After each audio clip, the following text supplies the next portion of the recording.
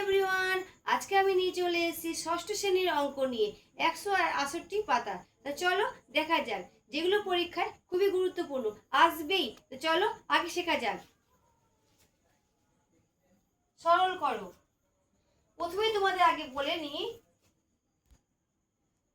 প্লাসে প্লাসে প্লাস হয়, প্লাসে মাইনাসে মাইনাস, আর মাইনাসে মাইনাসে প্লাস। এই সূত্রটা মনে রাখতেই হবে, না হলে অঙ্ক করা যাবে না। চলো দেখা যাক কি আছে। সরল নির্ণয় করো। প্রথমে আছে ব্র্যাকেট দেওয়া, তাহলে ব্র্যাকেট আমি তুলবো +25। তাহলে প্লাস আর মাইনাস কি হয়, মাইনাস, মাইনাস 16, প্লাস প্লাসে কি হয়, প্লাস, প্লাস 2।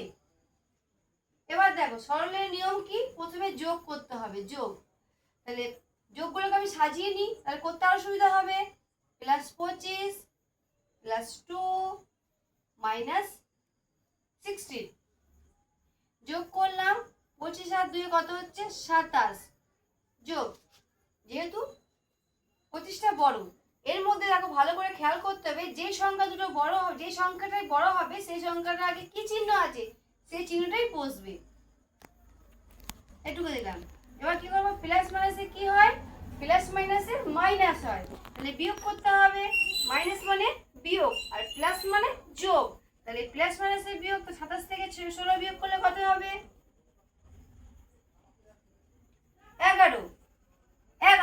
এবার বলো তোমরা যে কোন চিহ্ন বসবে। তাই প্রথমেই বলেছি যে যে সংখ্যাটা বড় হবে তার আগের চিহ্ন কি আছে সেই চিহ্নটা বসবে। তাহলে এর মধ্যে কোনটা বড়, 27 বড়, 27 আগে কি চিহ্ন আছে, প্লাস, তাহলে প্লাস বসে গেল। ভিডিওটি ভালো লাগলে লাইক এবং কমেন্ট করে পাশে থাকবে। টাটা।